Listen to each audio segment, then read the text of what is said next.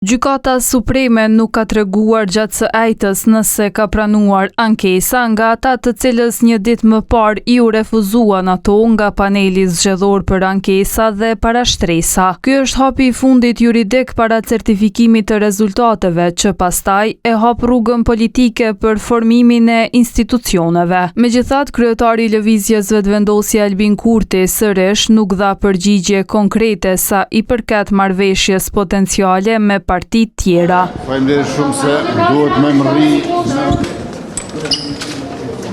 Kurti një ditë më parë deklaroi se bisedimet politike për formimin e institucioneve do të nisin pas certifikimit të rezultateve. Mirpo, sipas Qemail Marmullakaj, hulumtuesi i institucionit të Kosovës për drejtësi, LVV-ja si fituese e zgjedhjeve do të duhej tashmë të kishte nisur konsultimet për krijimin e institucioneve të reja. Dashur të ndodhin deri me tani, duhet të ndodhin edhe gjatë kësaj jave deri në certifikimin final të zgjedhjeve. Dhe po shpresoj që këto kanë ndodhur mirë, po prapa dyert të mbyllura apo do të ndodhin gjatë kësaj jave. Ai thekson se pas certifikimit nuk ekziston ndonjë pengesë ligjore që seanca konstituive e kuvendit të thirrët menjëherë, pavarësisht se kushtetuta përcakton afatin maksimal prej 30 ditësh. Kjo mund të ndodhë më njëherë, pas certifikimit të zgjedhjeve, më njëherë presidentja, ushtruesja e detyrës së presidentes mund të marrë veprime të thras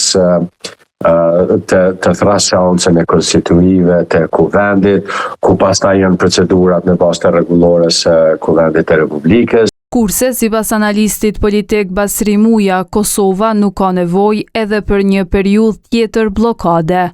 Por ka nevojë për institucione funksionale, të cilat merren me ekonominë, të cilat merren me arsimin, me shërbimet publike dhe me të gjitha problemet tjera të cilat e sfidojnë jetën e qytetarit për çdo ditë.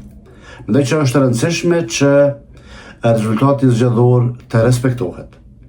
Qeveria duhet të formohet nga ajo forcë politike e cila arrin të krijojë një shumicë parlamentare. Komisioni Qendror i Zgjedhjeve të shtunën i shpalli rezultatet përfundimtare të zgjedhjeve të 7 qershorit.